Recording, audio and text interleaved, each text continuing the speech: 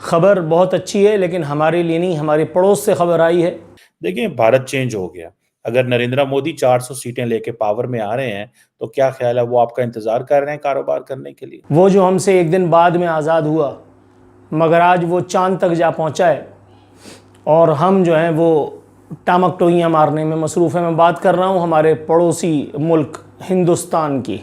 जहर उगलता है तो कभी फरमाते हैं कि मैंने पाकिस्तान की सारी हिकड़ी निकालकर उसको आटे की लाइनों में खड़ा कर दिया है। बात करने जा रहे हैं अखंड भारत का ख्वाब देखने वाली मोदी सरकार के हवाले से।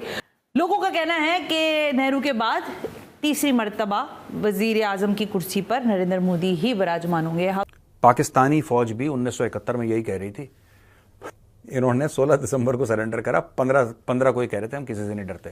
भारत जो है हमारा, ये कुछ ये आप वाकई हिंदू राष्ट्र की तरफ ही जा रहा है, कोई पीछे वापसी नहीं है क्या?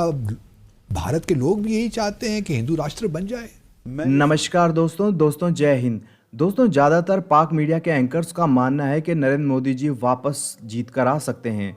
वे शायद 400 के आसपास सीटें भी ला सकते हैं।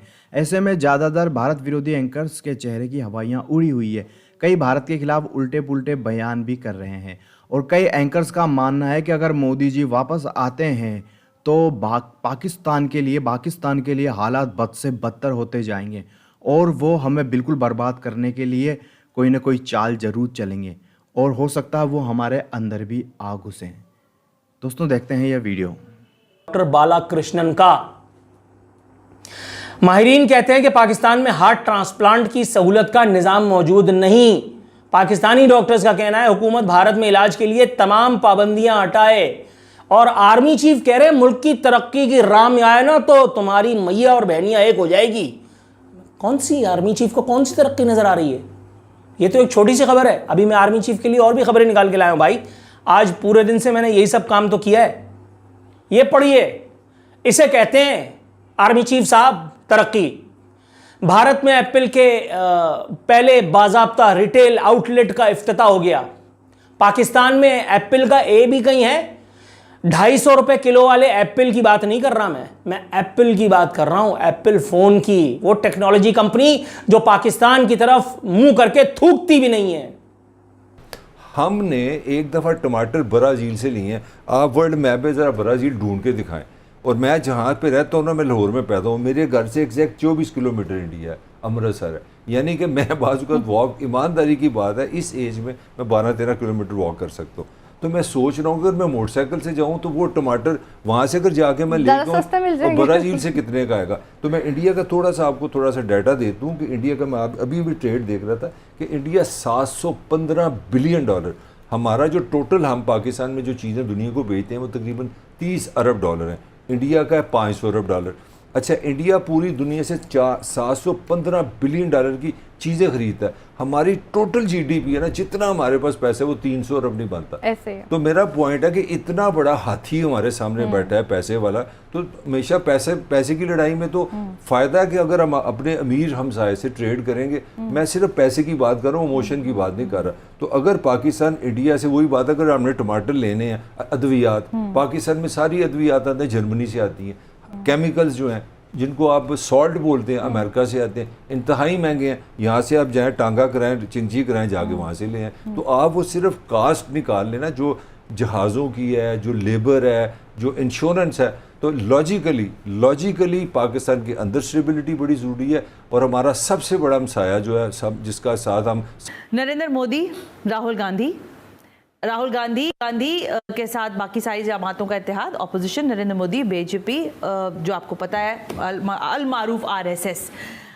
लोगों का कहना है कि नेहरू के बाद तीसरी मर्तबा वजीर आजम की कुर्सी पर नरेंद्र मोदी ही विराजमान होंगे। How you see about this all politics? देखो मेरी प्यारी बहन, एक बात याद रखना, सच बताऊं, हमें कोई फर्क नहीं पड़ता जो भी आ जाए। हाँ। दोनों सूरतों में हमने इसको दफन करना है। जो भी आ जाए इसको दफन करना है, इसकी मैशियत को।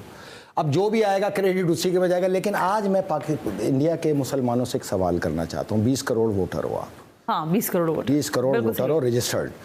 इतनी बड़ी तादाद हो, आपने अल्लाह के घर की इस आज़ादी पे कोई आवाज़ नहीं उठाई, ना हमें सुनाई दी। आप लोग को वो देखना चाहिए केरला के इंसानियत दोस्त हिंदुओं को। केरला में हुआ है। हाँ। क्या उन्होंने आवाज़ उठाई। जी। अगर ये आवाज़ ना होती तो हमें हिंदुओं से ही नफरत हो जाती। तो आप समझते हैं दिल्ली में इंतहा पसंद हिंदुओं से मेरा एक सवाल है और मुसलमानों से सवाल है, इंडिया के तमाम तजियाकारों से सवाल है, ये 18,000 दहशतगर्द अपने रिटायर और हाजिर फौजी तुमने फ़लस्तीन किस लिए भेजे?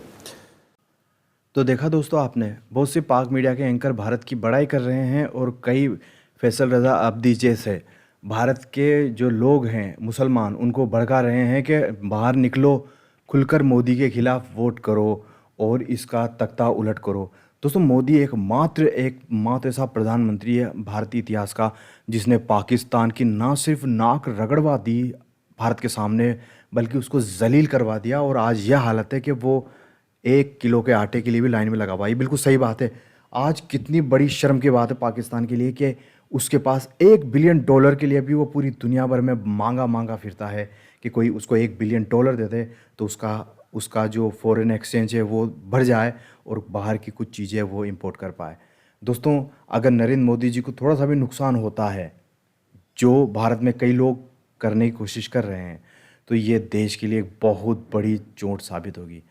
दोस्तों इस वक्त नरेंद्र मोदी जी जैसा, क्योंकि आपको पता है कि कांग्रेस में जो भी कुछ हैं वो मतलब किस प्रकार की उनकी वो रही है विचारधारा। अगर कांग्रेस सत्ता में आती है तो सबसे पहले पाकिस्तान को एक जीवन दान मिल जाएगा, क्योंकि कांग्रेस सबसे पहले आते हैं से व्यापार उसी दिन शुरू कर देगी।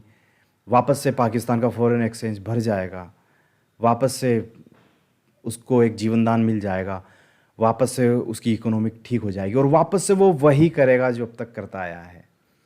पाकिस्तानियों में जहर कूट कूट के भरा हुआ है, इनकी हेकड़ी कभी नहीं जाने वाली। दोस्तों जब ये आसपास के जो मुसलमान मुल्क हैं उनको ही तबाह कर सकते हैं तो फिर हम तो इनके लिए काफिर हैं। इस वक्त कई लोग हैं जो जातिवाद फैला के नरेंद्र मोदी जी को तबाह और बर्बाद करना चाहते हैं, पर इससे जो नुकसान होगा वो अकल्पनीय होगा और हमें 1-2 साल में समझ में आ जाएगा कि हमने कितनी बड़ी गलती कर दी। हमारे जो भी मसले मसाइल हैं भारत में हिंदुओं के या दूसरे समाज के भी, वो हम बैठ के हल कर सकते हैं। मुसलमानों का उद्धार भी केवल अगर सही तरीके से हो सकता है तो वो बीजेपी काल में ही हो सकता है। आपने देखा होगा कि उत्तर प्रदेश में पिछले 10 सालों में कोई बहुत बड़ा दंगा नहीं हुआ है, कुछ ज़्यादा हालात नहीं ख़राब हुए हैं, थोड़े बहुत तो हुए हैं, जबकि पहले खबर आती थी आए दिन दंगे होते थे। मुसलमानों को मुख्य धारा से जोड़ने के लिए बीजेपी ने बहुत कोशिश की है, लेकिन खुल्ला फैसल रजा अब्दी जैसे जो केरला का मॉडल दे रहे हैं, देखिए आप, उसने एग्जाम्पल भी काय का दिया केरला का, जहाँ पर फुल स्विंग वामपंथी रेडिकलाइजेशन फैला हुआ है, टोटल एंटी हिंदू, आए दिन आरएसएस के लोगों की हत्याएं। वहाँ पर वायनाड में भी राहुल गांधी की रैली निकली तो टोटल इस्लामिक फ्लैग लगे, अल्लाहू अकबर और रामायण नहीं पढ़ने देंगे और हम मंदिर नहीं बनने देंगे। ये हाल है इस देश में। मोदी का किसी भी सूरत पर आना बेहद ज़रूरी है। जय हिंद दोस्तों।